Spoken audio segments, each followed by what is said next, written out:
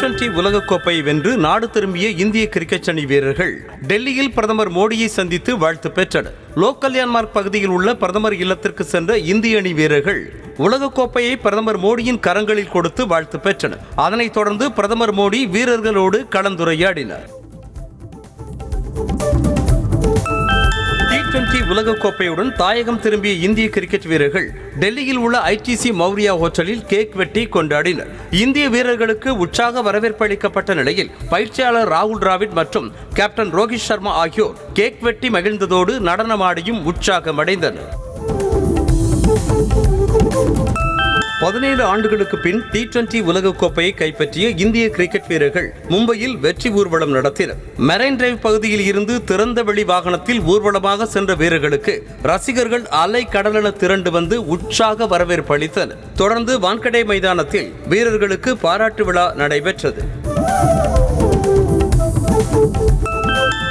தமிழக அரசின் பல்வேறு திட்டங்களில் பயன்பெற்ற பயனாளிகளிடம் நீங்கள் நலமா திட்டத்தின் மூலம் தொடர்பு கொண்டு முதலமைச்சர் மு க ஸ்டாலின் கருத்துக்களை கேட்டறிந்தார். மகளிர் விடியல் பயணம், புதுமைப்பெண், முதல்வரின் காலை உணவு, கலைஞர் மகளிர் உரிமை தொகை உள்ளிட்ட திட்டங்களில் பயன்பெற்ற பயனாளிகளிடம் வீடியோ கால் மூலம் முதலமைச்சர் மு க ஸ்டாலின் கருத்துக்களை கேட்டறிந்தார்.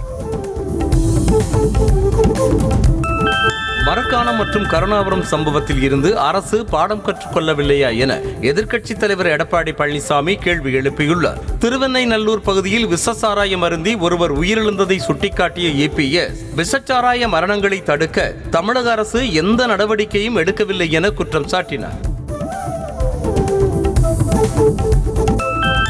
கள்ளச்சாராயத்தை கட்டுப்படுத்த முடியாத திமுக அரசு பதவி விலக வேண்டும் என பாமக தலைவர் அன்புமணி வலியுறுத்தியிருக்கிறார். அவர் வெளியிட்டிருக்கும் அறிக்கையில் கள்ளக்குறிச்சி விஷச்சாராய சோகம் விலகும் முன்பே விழுப்புரத்தில் கள்ளச்சாராயம் குடித்து முதியவர் உயிரிழந்திருப்பதன் மூலம் திமுக அரசு கள்ளச்சாராயத்தை கட்டுப்படுத்த எந்த நடவடிக்கையும் எடுக்கவில்லை என குற்றம் சாட்டியிருக்கிறார். தமிழகத்தில் தொடர்ந்து 3வது மாதமாக ரேஷன் கடைகளில் துவரம் பருப்பு மற்றும் பாமாயில் கிடைக்கவில்லை என பொதுமக்கள் புகார் தெரிவித்துள்ளனர். ஒரு பொருள் வாங்குவதற்கு 2-3 முறை ரேஷன் கடைக்கு அலைவதாக புகார் தெரிவிக்கும் மக்கள் வெளியே 200 ரூபாய் கொடுத்து துவரம் பருப்பு வாங்க முடியவில்லை என வேதனை தெரிவித்தனர். நெல்லை மாநகராட்சி மேயர் சரவணன் ராஜினாமா செய்துள்ள நிலையில் மேயர் பதவியை கைப்பற்ற 4 பேருக்கு இடையே கடும் போட்டி நிலவி வருகிறது. 25வது வார்டு கவுன்சிலர் கிட்டுவை மேயராக்க MLA அப்துல் வஹாப் தீவிர முயற்சி செய்து வருவதாக கூறப்படுகிறது. அதேபோல் துணை மேயராக உள்ள ராஜு, கவுன்சிலர்கள் உலகநாதன், கருப்பசாமி, கோட்டையப்பன் ஆகியோரும் மேயர் பதவியை கைப்பற்ற காய் நகர்த்தி வருவதாக தகவல் வெளியாகியுள்ளது. கோவை மாநகராட்சி மேயராக இருந்த கல்பனா பதவியை ராஜினாமா செய்ததை தொடர்ந்து மேயர் பதவியை பிடிக்க திமுகவில் 4 பேருக்கு இடையே கடும் போட்டி எழுந்துள்ளது. 46வது வார்டு கவுன்சிலர் மீனா லோகு, 52வது வார்டு உறுப்பினர் லக்குமி இளம்செல்வி, 97வது வார்டு உறுப்பினர் நிபேதா சேனாதிபதி, 34வது வார்டு உறுப்பினர் மாலதி ஆகியோர் மேயர் பதவியை கைப்பற்றும் முயற்சியில் இறங்கியிருப்பதாக கூறப்படுகிறது. விக்கிரவாண்டி இடைத்தேர்தலில் போட்டியிடும் துணிச்சல் அதிமுகவிற்கு இல்லை என பாஜக மாநில தலைவர் அண்ணாமலை விமர்சித்திருக்கிறார். திருச்சி புதூர் பகுதியில் பாஜக பிரமுகர் இல்ல நிகழ்ச்சியில் பங்கேற்ற பின்னர் செய்தியாளர்களை சந்தித்த அவர் திமுக வெற்றி பெற வேண்டும் என்பதற்காக அதிமுக மறைமுகமாக உதவி செய்வதாக குற்றம் சாட்டினார். தமிழகத்தில் அதிகம் உருது பள்ளிகளை திறக்க வேண்டும் என மாநில கல்விக் கொள்கையில் கூறப்பட்டுள்ளதை சுட்டிக்காட்டிய அண்ணாமலை ஹிந்தி திணிப்பை பற்றி பேசும் திமுக உருதை திணிக்கலாமா என கேள்வி எழுப்பியிருக்கிறார். திருச்சி புதூர் பகுதியில் செய்தியாளர்களை சந்தித்த அவர் ஒன்றிய அரசு என பேசுவது திமுக சார்ந்த அரசியலை விஜய் கையில் எடுப்பதைப் போல உள்ளதாக கூறினார். தமிழ்நாடு உள்ளாட்சி அமைப்புகள் முறைமன்ற நடுவராக ஓய்வு பெற்ற IAS அதிகாரி மகேசன் காசிராஜன் பதவியேற்றுக் கொண்டார். சென்னை கிண்டியில் உள்ள ராஜ்பவன் மாளிகையில் நடைபெற்ற நிகழ்ச்சியில் மகேசன் காசிராஜனுக்கு ஆளுநர் RN ரவி பதவி பிரமாணம் செய்து வைத்தார். சேலம் மாவட்டம் கொண்டலாம்பட்டி அதிமுக பகுதி செயலாளர் சண்முகம் கொலை செய்யப்பட்டதற்கு அக்கட்சியின் பொதுச் செயலாளர் எடப்பாடி பழனிசாமி கண்டனம் தெரிவித்துள்ளார். சண்முகத்தின் குடும்பத்தினருக்கு இரங்கல் தெரிவித்து அவர் வெளியிட்டுள்ள அறிக்கையில் தமிழகத்தில் சட்டம் ஒழுங்கு சீர்கெட்டிருப்பதாக பலமுறை கூறியும் எந்த நடவடிக்கையும் இல்லை என குற்றம் சாட்டியுள்ளார். விக்கிரவாண்டி இடைத்தேர்தலை முன்னிட்டு விழுப்புரம் மாவட்டத்தில் 4 நாட்களுக்கு டாஸ்மாக் கடைகளை மூட உத்தரவிடப்பட்டுள்ளது. இடைத்தேர்தலுக்கான தேதி நெருங்கிக் கொண்டிருக்கும் நிலையில் மாவட்டம் முழுவதும் ஜூலை 8, 9, 10 மற்றும் 13 ஆகிய 4 நாட்களுக்கு டாஸ்மாக் கடைகளுக்கு விடுமுறை அறிவித்து மாவட்ட ஆட்சியர் பழனி உத்தரவிட்டுள்ளார். விக்கிரவாண்டி இடைத்தேர்தலில் போட்டியிடும் திமுக வேட்பாளர் அன்னியூர் சிவாவை ஆதரித்து அமைச்சர் அன்பில் மகேஷ் பொய்யாமொழி தீவிர வாக்கு சேகரிப்பில் ஈடுபட்டார். கூடலூர், கொண்டியன்குப்பம், கோழிப்பட்டு உள்ளிட்ட இடங்களில் திமுக வேட்பாளருடன் வீடு வீடாக சென்று அமைச்சர் அன்பில் மகேஷ் பொய்யாமொழி மக்களிடையே ஆதரவு திரட்டினார். அதிமுகவுக்கும் பாமகவுக்கும் பொது எதிரி திமுக என்பதால் விக்கிரவாண்டி இடைத்தேர்தலில் அதிமுகவினர் மாம்பழ சின்னத்திற்கு வாக்களிக்க வேண்டும் என பாமக நிறுவனர் ராமதாஸ் வலியுறுத்தியுள்ளார். இது தொடர்பாக செய்தியாளர்களை சந்தித்த அவர், பாமக கூட்டத்திற்கு வரும் பெண்களை அடைத்து வைப்பது, உள்ளாட்சி பிரதிநிதிகளை மிரட்டுவது என திமுக அமைச்சர்கள் அத்துமீறலில் ஈடுபடுவதாக குற்றம் சாட்டினார். திமுக இளைஞரணி செயலாளராக பொறுப்பேற்று 6ஆம் ஆண்டில் அடியெடுத்து வைத்துள்ள அமைச்சர் உதயநிதி, மக்கள் பணி மற்றும் கழக பணியை தொய்வின்றி தொடர்வோம் என நிர்வாகிகளுக்கு அழைப்பு விடுத்துள்ளார். மேலும் கொரோனா கால நலத்திட்ட உதவிகள், நீட் தேர்வுக்கு எதிரான தொடர் போராட்டங்கள், 2வது மாநில மாநாடு என மனதுக்கு நெருக்கமான பல பணிகளை செய்தது மகிழ்வாக உள்ளதாகவும் கூறியுள்ளார். சென்னையில் ஆபரண தங்கத்தின் விலை சவரனுக்கு 520 ரூபாய் உயர்ந்துள்ளது. 22 கேரட் தங்கத்தின் விலை சவரனுக்கு 520 ரூபாய் அதிகரித்து 54,080 ரூபாய்க்கு விற்பனை செய்யப்படுகிறது. 1 கிராம் தங்கம் 65 ரூபாய் அதிகரித்து 6,760 ரூபாய்க்கு விற்பனை செய்யப்படுகிறது.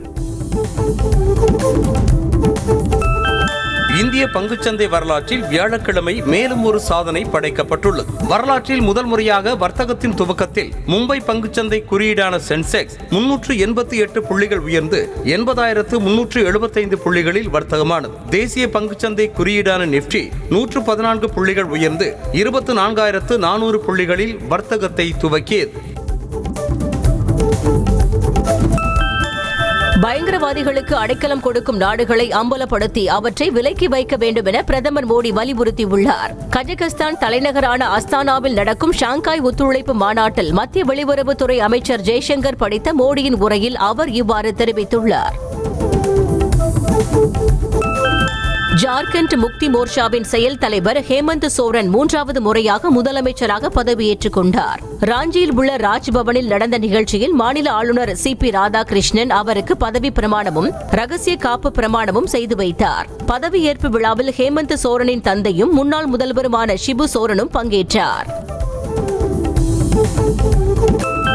நீட் தேர்வு முறைகேடுகளை கண்டித்து ராஜஸ்தான் மாநிலம் ஜெய்ப்பூரில் இளைஞர் காங்கிரஸ் சார்பாக ரயில் மறியல் போராட்டம் நடைபெற்றது. அதில் நீட் தேர்வை ரத்து செய்ய கோரியும் தேர்வில் முறைகேட்டில் ஈடுபட்டவர்கள் மீது நடவடிக்கை எடுக்க கோரியும் மத்திய கல்வி அமைச்சர் தர்மேந்திர பிரதானை கண்டித்து முழக்கங்களை எழுப்பினர். பீகார் மாநிலத்தில் பெய்த கனமழையால் மேலும் ஒரு பாலம் இடிந்து விழுந்த நிலையில் கடந்த 15 நாட்களில் நடைபெற்ற 10வது சம்பவம் இது என்பதால் பொதுமக்கள் அதிர்ச்சி அடைந்துள்ளனர். சாப்ரா மாவட்டத்திலிருந்து பழமையான பாலம் ஒன்று கனமழைக்கு தாக்கு பிடிக்க முடியாமல் இடிந்து விழுந்தது. இதனால் பல கிராமங்களுக்கு போக்குவரத்து பாதிக்கப்பட்டுள்ளது.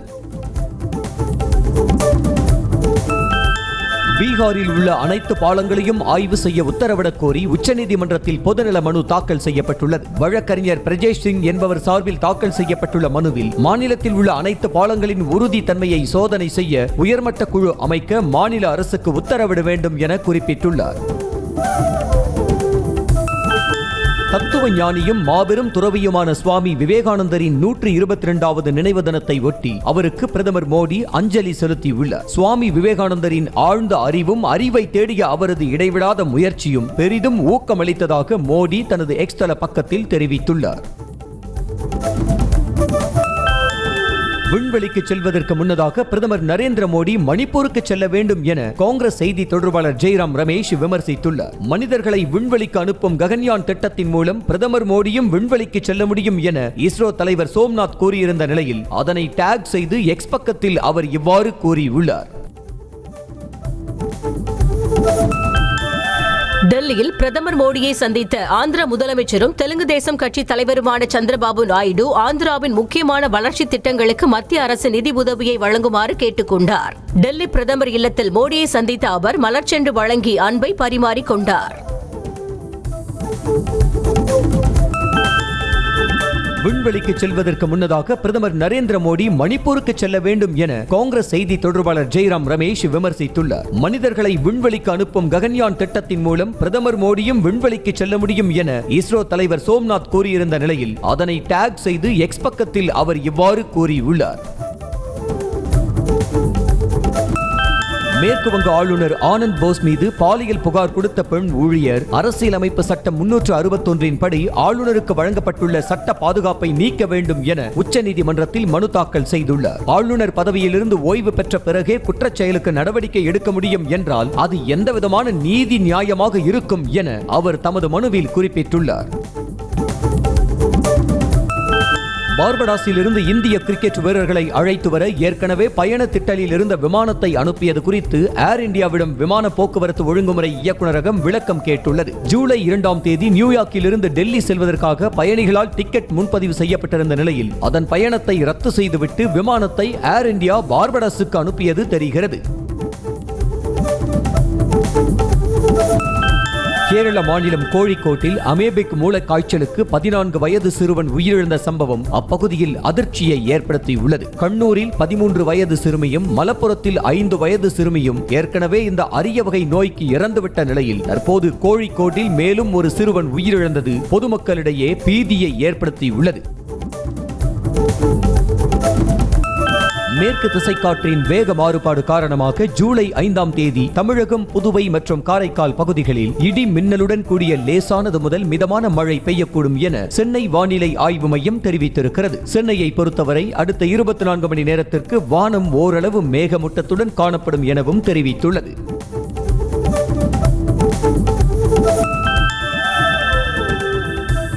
நடைமுறைக்கு வந்துள்ள 3 புதிய குற்றவியல் சட்டங்களால் நிரபராதிகளும் பொதுமக்களும் பாதிக்கக்கூடிய சூழல்கள் உருவாகும் என திமுக எம்பியும் வழக்கறிஞருமான வில்சன் கூறியுள்ளார். சென்னை தலைமைச் செயலகத்தில் செய்தியாளர்களை சந்தித்த அவர் உச்சரிக்க முடியாத மொழியில் சட்டத்தை அவசரமாக கொண்டு வந்து மத்திய அரசு என்ன சாதிக்கப் போகிறது என கேள்வி எழுப்பினார். மத்திய அரசு கொண்டு வந்துள்ள 3 புதிய குற்றவியல் சட்டங்களை திரும்ப பெற வலியுறுத்தி மதுரையில் வழக்கறிஞர்கள் 4வது நாளாக ஆர்ப்பாட்டத்தில் ஈடுபட்டனர். உயர்நீதிமன்ற மதுரை கிளை முன்பு மதுரை வழக்கறிஞர் சங்கத்தினர் சார்பில் நடைபெற்ற இந்த ஆர்ப்பாட்டத்தில் மூத்த வழக்கறிஞர்கள் பலர் பங்கேற்று புதிய 3 குற்றவியல் சட்டங்களை திரும்ப பெற வலியுறுத்தி கோஷங்களை எழுப்பினர். கோவை மாவட்டம் மேட்டுப்பாளையம் முதல் கோவை ரயில் நிலையம் வரை இரட்டை இருப்பு பாதை அமைக்க கோரி ரயில்வே அமைச்சர் அஸ்வினி வைஷ்ணவிடம் மத்திய இணை அமைச்சர் எல் முருகன் கோரிக்கை மனு அளித்துள்ளார். மேட்டுப்பாளையம் மற்றும் காரமடை பகுதி மக்களின் நீண்ட நாள் கோரிக்கையை நிறைவேற்றும் விதமாக ரயில்வே அமைச்சரை சந்தித்து மனு அளித்ததாக தனது எக்ஸ் தள பக்கத்தில் தெரிவித்துள்ளார். நீட் தேர்வை ரத்து செய்ய வலியுறுத்தி தமிழ்நாடு முழுவதும் பல்வேறு இடங்களில் இந்திய மாணவர் சங்கத்தினர் ஆர்ப்பாட்டத்தில் ஈடுபட்டனர். அரசு கல்லூரிகளுக்கு முன்பு இந்திய மாணவர் சங்கத்தினர் நடத்திய ஆர்ப்பாட்டத்தில் மாணவர்களும் வகுப்பை புறக்கணித்து கலந்து கொண்டனர். அப்போது நீட் தேர்வை ரத்து செய்ய வேண்டும், தேசிய தேர்வு முகமையை தடை செய்ய வேண்டும் என முழக்கமிட்டனர். சென்னையில் ஓய்வு பெற்ற போக்குவரத்து தொழிலாளர்களின் நிலுவைத் தொகைகளை வழங்க வலியுறுத்தி பல்லவன் இல்லம் முன்பு கவன ஈர்ப்பு ஆர்ப்பாட்டம் நடைபெற்றது.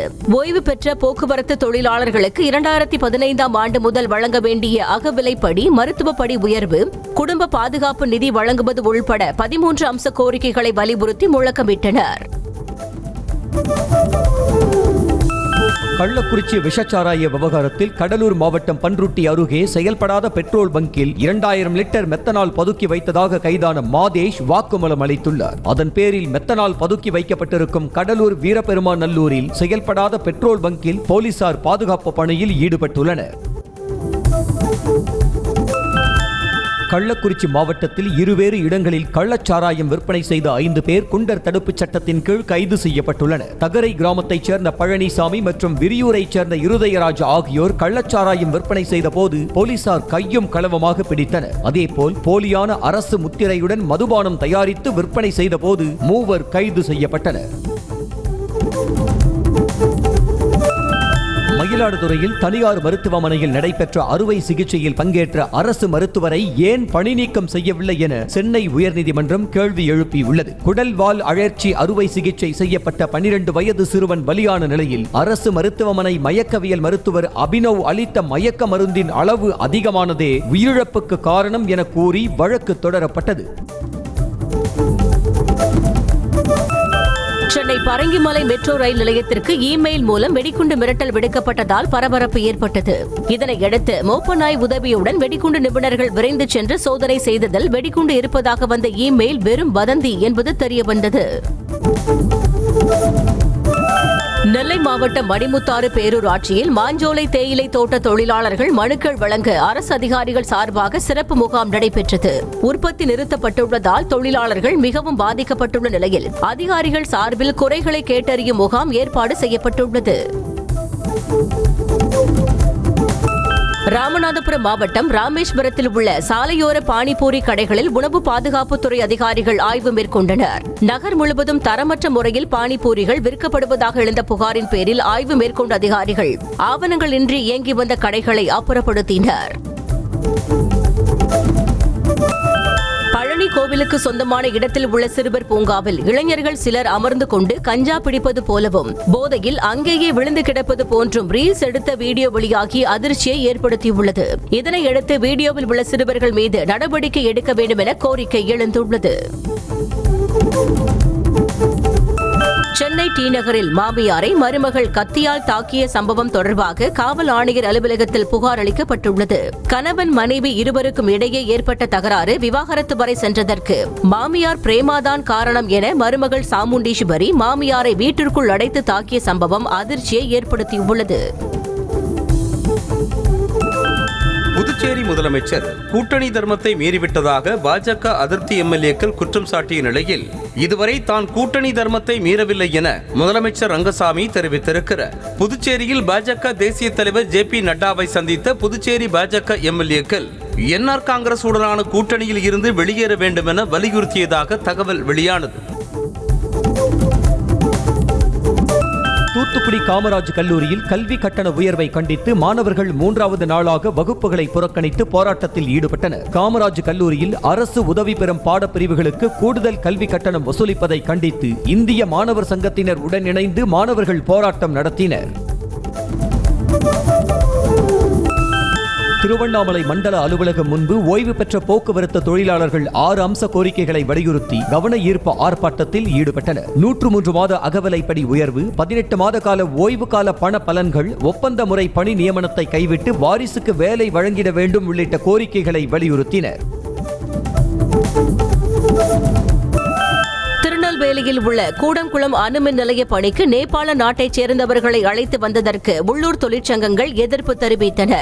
தனியார் ஒப்பந்த நிறுவனமான L&T நிறுவனம் அணு உலையில் ஒப்பந்த அடிப்படையில் பணிபுரிவதற்காக நேபாள நாட்டைச் சேர்ந்த 200 பேரை அழைத்து வந்ததற்கு உள்ளூர் தொழிற்சங்கங்கள் எதிர்ப்பு தெரிவித்தன. திருப்பத்தூர் அருகே கள்ளக்காதல் விவகாரம் தொடர்பாக ராணுவ வீரரோடு ஏற்பட்ட தகராறில் 4 வயது குழந்தையோடு கிணற்றில் குதித்து தற்கொலைக்கு முயன்ற மனைவி உயிர் பிழைத்த நிலையில் குழந்தை பரிதாபமாக உயிரிழந்தது. இதனை அறிந்த ராணுவ வீரர் கணபதியின் கள்ளக்காதலையும் விஷம் அருந்தி தற்கொலைக்கு முயன்றதாக கூறப்படுகிறது.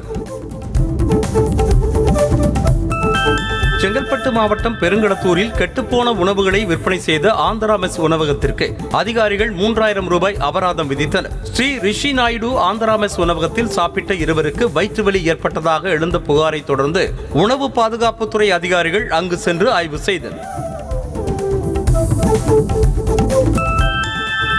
கரூரில் வாடகை பாக்கி செலுத்தாத கடைகளுக்கு மாநகராட்சி அதிகாரிகள் சீல் வைக்க சென்ற போது அங்கு தடை செய்யப்பட்ட பான் மசாலா, குட்கா உள்ளிட்ட பொருட்கள் விற்பனை செய்யப்பட்டதை பார்த்து அதிர்ச்சி அடைந்தனர். கடைகளில் வைக்கப்பட்டிருந்த பொருட்களை அகற்றும் போது குட்கா உள்ளிட்ட பொருட்களை விற்பனை செய்தது தெரிய வந்ததை அடுத்து அவற்றை பறிமுதல் செய்தனர்.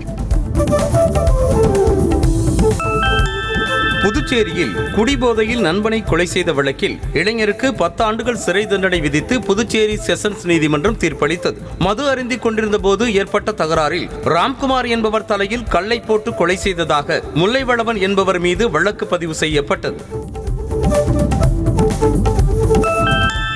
காஞ்சிபுரம் பழைய ரயில்வே சாலையில் உள்ள CSI கிறிஸ்துநாதர் ஆலய பாதிரியார் சிறுமிக்கு பாலியல் துன்புறுத்தல் கொடுத்த புகாரில் கைது செய்யப்பட்டுள்ளார். இந்த ஆலயத்தில் சின்ன காஞ்சிபுரம் பகுதியைச் சேர்ந்த ஒருவர் தோட்ட வேலை செய்து வந்துள்ளார். அவரது 14 வயது மகள் ஆலயத்தில் தங்கியிருந்த போது பாதிரியார் தேவ இரக்கம் என்பவர் பாலியல் தொல்லை கொடுத்ததாக கூறப்படுகிறது. ஈரோடு மாவட்டம் அந்தியூரில் தன்னை கடவுள் என கூறிக்கொண்டு கடவுள் சிலை மீது ஏறி அமர்ந்து அபிஷேகம் செய்து கொள்ளும் நபரின் வீடியோ இணையத்தில் வைரலாகி வருகிறது. நகலூர் பகுதியைச் சேர்ந்த கோசலராமன் என்பவர் தனக்கு சொந்தமான நிலத்தில் கலியுக ரங்கநாதர் என்ற பெயரில் கோவிலை கட்டி பூஜை செய்து வருகிறார்.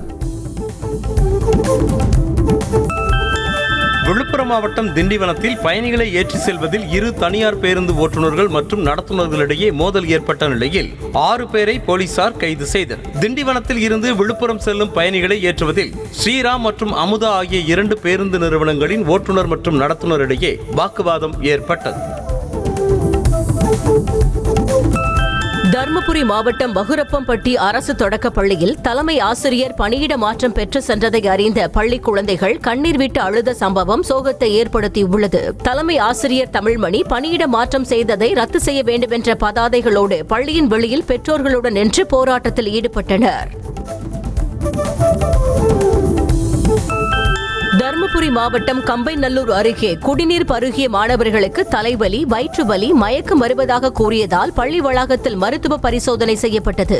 கடம்பரஹள்ளி கிராமத்தில் உள்ள நீர்த்தேக்க தொட்டியில் திருப்பதி என்பவர் அடிக்கடி ஏறி இறங்கியதால் தண்ணீரில் ஏதாவது கலந்திருக்கலாம் என்று பொதுமக்கள் புகார் தெரிவித்தனர். மாவட்டம் போடி நாயக்கனூரில் பேரிடர் காலத்தில் கையில் கிடைக்கும் உபகரணங்களை கொண்டு தற்காத்துக் கொள்வது எப்படி என்பது குறித்து பள்ளி மாணவர்களுக்கு விழிப்புணர்வு நிகழ்ச்சி நடத்தப்பட்டது. விரைவில் வடகிழக்கு பருவக்காற்று மழை தொடங்க இருக்கும் நிலையில் தீயணைப்புத்துறை, பேரிடர் மீட்புத்துறை சார்பில் சிறப்பு நேரடி செயல் விளக்க விழிப்புணர்வு நிகழ்ச்சி நடைபெற்றது.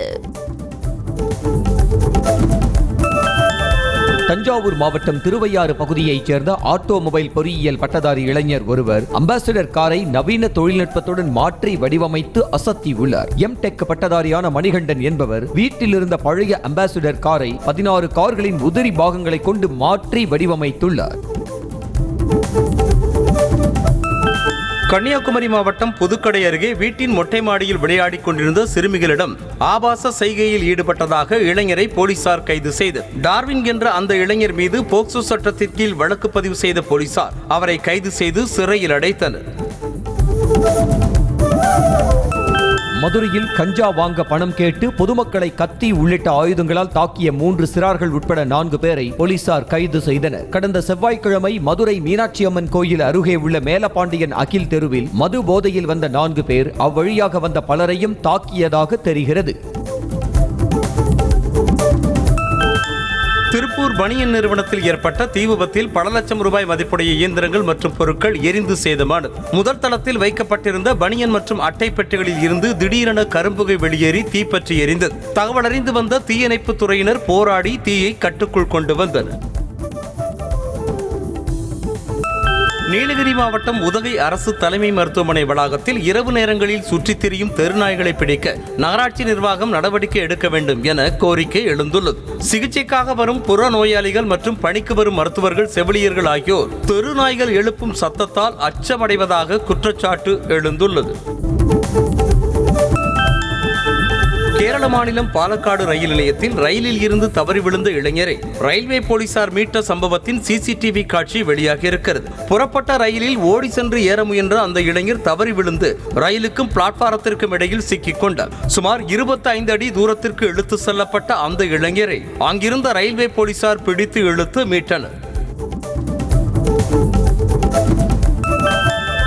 கேரளாவில் மனைவியை கொலை செய்து செப்டிக் டேங்குக்குள் மறைத்து வைத்த கணவன் 15 ஆண்டுகளுக்கு பிறகு சிக்கியுள்ளார். கடந்த 2009ஆம் ஆண்டு முதல் கலா என்பவர் காணாமல் போன நிலையில் அனில்குமார் வேறு பெண்ணை திருமணம் செய்து கொண்டு இஸ்ரேலில் வேலை செய்து வருவதாக கூறப்படுகிறது. இந்நிலையில் வீட்டில் உள்ள செப்டிக் டேங்கிலிருந்து கைப்பற்றப்பட்ட எலும்புக்கூடு காணாமல் போன கலாவுடையது என்பது தெரிய வந்தது. மகன் திருமணத்தை முன்னிட்டு தொழிலதிபர் முகேஷ் அம்பானியின் பிரம்மாண்ட ஆண்டலியா வீடு வண்ண விளக்குகளால் ஜொலிக்கும் காட்சி வெளியாகியுள்ளது. ஆனந்த் அம்பானி ராதிகா மெர்ச்சன்ட் திருமணத்தை ஒட்டி முந்தைய சடங்குகள் களை கட்டியுள்ளன. இதையொட்டி வீட்டின் முகப்பில் வண்ண வண்ண பூ அலங்காரம் கண்களை பறிக்க கட்டடம் முழுவதும் பல வண்ணங்களில் ஜொலிக்கின்றது. அசாம் மாநிலம் நாகோன் மாவட்டத்தில் கொட்டி தீர்த்த கனமழையால் தேங்கிய மழை நீர் இன்னமும் வடியாததால் பொதுமக்களின் இயல்பு வாழ்க்கை பெரிதும் பாதிக்கப்பட்டுள்ளது. வீடுகள், கட்டடங்கள் என அனைத்து இடங்களிலும் தண்ணீர் சூழ்ந்து தீவு போல காட்சியளிப்பதால் அத்தியாவசிய பொருட்கள் வாங்கக்கூட வெளியே செல்ல முடியாமல் மக்கள் சிரமம் அடைந்துள்ளனர். உத்தரகாண்ட் மாநிலத்தில் தொடர் கனமழை காரணமாக 100க்கும் மேற்பட்ட சாலைகள் துண்டிக்கப்பட்டு முக்கிய ஆறுகள் அபாய அளவை தாண்டியுள்ளன. அத்துடன் ருத்ரபிரயாக் மாவட்டத்தில் உள்ள அலக்கந்தா ஆற்றில் வெள்ளப்பெருக்கு ஏற்பட்டதால் 10 அடி சிவன் சிலை நீரில் மூழ்கியுள்ளது. 4700 ரூபாய் அடக்க விலை கொண்ட ஹேண்ட்பேக்கை பிரபல சர்வதேச பிராண்டான டியோர் ஷோரூமில் 2 லட்சத்திற்கு விற்பனை செய்வதாக அதிர்ச்சி தகவல் வெளியாகியுள்ளது. சர்வதேச பிராண்டான டியோர் தனது சப்ளையர்களிடமிருந்து 4700 மற்றும் 8000 ரூபாய்க்கு வாங்கும் ஹேண்ட்பேக்குகளை 2 லட்சம் ரூபாய்க்கு மேல் விலை வைத்து விற்பனை செய்வதாக தி வால் ஸ்ட்ரீட் ஜேர்னல் செய்தி வெளியிட்டுள்ளது. இந்தியாவில் முதலீடு செய்யும் திட்டத்தை டெஸ்லா நிறுவனம் கைவிட்டு விட்டதாக தகவல் வெளியாகியுள்ளது. இந்தியாவில் முதலீடு செய்வது பற்றி விவாதிக்க இந்தியா வருவதாக அறிவித்த எலான் மஸ்க் ஏப்ரலில் அதை தள்ளி வைத்தார். இந்த நிலையில் நிதி நெருக்கடி இருப்பதால் இந்தியாவில் உடனடியாக முதலீடு செய்ய முடியாது என தெரிவித்து விட்டதாகவும் கூறப்படுகிறது. ஜமைக்கா தீவின் தலைநகரான கிங்ஸ்டனில் பெரிய சூறாவளியின் தாக்கத்தால் படகு ஒன்று கரையை நோக்கி தள்ளப்பட்ட காட்சிகள் வெளியாகியுள்ளன. இந்த நிலையில் ஜமைக்கா, கேமன் தீவுகள் உள்ளிட்ட பகுதிகளில் சூறாவளி எச்சரிக்கை தொடரும் என்று அறிவித்துள்ள மியாமியின் தேசிய சூறாவளி மையம் 2 நாட்களில் காற்றின் வேகம் ஓரளவு குறைய வாய்ப்பிருப்பதாக தெரிவித்திருக்கிறது. சீனாவில் செல்ல பிராணிகளுக்கு திருமணம் செய்யப்படுவது அதிகரித்து வருகின்றது. சீனாவின் ஷாங்காய் பகுதியில் ஒரு காதல் ஜோடி தங்களின் நாய்களுக்கு அழகிய உடைகளை அணிவித்து விருந்தினர்கள் முன்னிலையில் திருமணம் செய்து வைத்த நிலையில் அவைகளுக்கு சுவையான கேக் வழங்கியும் மகிழ்ந்தனர். இந்திய கிரிக்கெட் அணியின் முன்னாள் வீரர் MS தோனி, சாக்ஷி தம்பதி தனது 15ஆம் ஆண்டு திருமண நாளை மகிழ்வாக கொண்டாடினர். திருமண நாளை கொண்டாடும் விதமாக அவர்கள் கேக் வெட்டி கொண்டாடிய வீடியோவை ரசிகர்கள் அதிகம் பகிர்ந்து வருகின்றனர். பாரிஸ் ஒலிம்பிக் போட்டியில் பங்கேற்கும் 28 பேர் கொண்ட இந்திய தடகள அணி வீரர்கள் பட்டியல் வெளியாகியுள்ளது. அதில் தமிழ்நாட்டைச் சேர்ந்த பிரவீன் சித்திரவேல், சந்தோஷ் தமிழரசன், ராஜேஷ் ரமேஷ், சுபா வெங்கடேசன், வித்யா ராம்ராஜ் ஆகியோர் இடம்பெற்றுள்ளனர். ஒலிம்பிக் போட்டிகள் ஜூலை 6ஆம் தேதி முதல் ஆகஸ்ட் 11ஆம் தேதி வரை பாரிஸில் நடைபெறவுள்ளது குறிப்பிடத்தக்கது. கூலி படத்தின் ஷூட்டிங்கிற்காக நடிகர் ரஜினிகாந்த் ஹைதராபாத் புறப்பட்டு சென்றார். வேட்டையன் படத்தை தொடர்ந்து லோகேஷ் கனகராஜ் இயக்கத்தில் புதிய படத்தில் நடிக்க ரஜினிகாந்த் ஒப்பந்தமாகியுள்ளார். இந்த படத்தின் படப்பிடிப்பு வெள்ளிக்கிழமை ஹைதராபாத்தில் தொடங்க உள்ள நிலையில் அதற்காக ரஜினிகாந்த் சென்னை விமான நிலையத்தில் இருந்து புறப்பட்டு சென்றார். ராயன் படத்தின் இசை வெளியீட்டு விழா வரும் 6ஆம் தேதி நடைபெறும் என படக்குழு அறிவித்துள்ளது. தனது 50வது படமான ராயன் திரைப்படத்தை இயக்கி நடித்துள்ளார் தனுஷ். இதில் துஷாரா விஜயன், சந்தீப் கிஷன், காளிதாஸ் ஜெயராம், SJ சூர்யா என பலர் நடித்துள்ள நிலையில் படம் வரும் 26ஆம் தேதி வெளியாகிறது. லிப்டில் நடிகர் விஜயுடன் த்ரிஷா எடுத்த புகைப்படம் வெளியாகி பெரும் சர்ச்சையில் சிக்கிய நிலையில் அதற்கு நடிகை த்ரிஷா பதிலடி கொடுத்திருக்கிறார். அவர் வெளியிட்டிருக்கும் எக்ஸ் தள பதிவில், நீங்கள் ஏதேனும் ஒன்றை தவிர்க்க நினைத்தால் உங்களை பற்றி மற்றவர்கள் என்ன நினைக்கிறார்கள் என்பதை கண்டுகொள்ளாதீர்கள் என குறிப்பிட்டுள்ளார். விமல் நடித்துள்ள சார் படத்தின் முதல் பாடலான பனங்கருக்கா பாடல் வெள்ளிக்கிழமை வெளியாகும் என படக்குழு அறிவித்துள்ளது. இந்த படத்திற்கு சித்து குமார் இசையமைத்துள்ளார். சமீபத்தில் விவாகரத்து பெற்ற இசையமைப்பாளர் GV பிரகாஷ் மற்றும் சைந்தவி ஆகியோர் இணைந்து பாடியுள்ளதால் இந்த பாடலின் மீது எதிர்பார்ப்பு அதிகரித்துள்ளது. ஆடி மாத பூஜைக்காக சபரிமலை ஐயப்பன் கோவில் நடை வரும் 15ஆம் தேதி திறக்கப்படுவதாக தேவஸ்தானம் தெரிவித்துள்ளது. 20ஆம் தேதி வரை 5 நாட்கள் கோவில் நடை திறக்கப்பட்டு பூஜைகள் நடைபெறும் நிலையில் பக்தர்கள் ஆன்லைன் முன்பதிவு அடிப்படையில் சாமி தரிசனத்திற்கு அனுமதிக்கப்படுவார்கள் என தெரிவிக்கப்பட்டுள்ளது. OnePlus Nord 4 ஸ்மார்ட் போனின் கேமரா பகுதியை தவிர மற்ற இடங்களில் மெட்டல் பிரேம் வழங்கப்பட்டிருப்பதாக தகவல் வெளியாகியுள்ளது.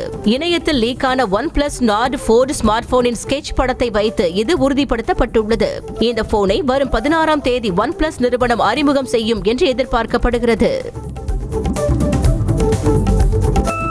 கடந்த மாதம் உலக சந்தைகளில் அறிமுகமான Oppo Reno 12 சீரிஸ் ஸ்மார்ட் போன்களின் இந்திய அறிமுக தேதி அதிகாரப்பூர்வமாக அறிவிக்கப்பட்டுள்ளது.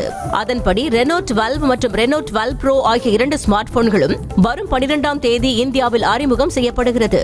2 போன்களின் விலையும் 40,000 ரூபாய் முதல் 50,000த்திற்குள் இருக்கும் என்று கூறப்படுகிறது. இந்தியாவின் முதல் CNG பைக்கை பஜாஜ் நிறுவனம் வெள்ளிக்கிழமை அறிமுகம் செய்கிறது. பஜாஜ் நிறுவனத்தின் புனே தொழிற்சாலையில் மத்திய நெடுஞ்சாலைத்துறை அமைச்சர் நிதின் கட்கரி முன்னிலையில் இந்த பைக் காட்சிக்கு வைக்கப்படுகிறது. பஜாஜ் CNG பைக் ஒரே மாடலாக இல்லாமல் பல்வேறு வேரியன்ட்களில் 4 நிறங்களில் அறிமுகமாக உள்ளது.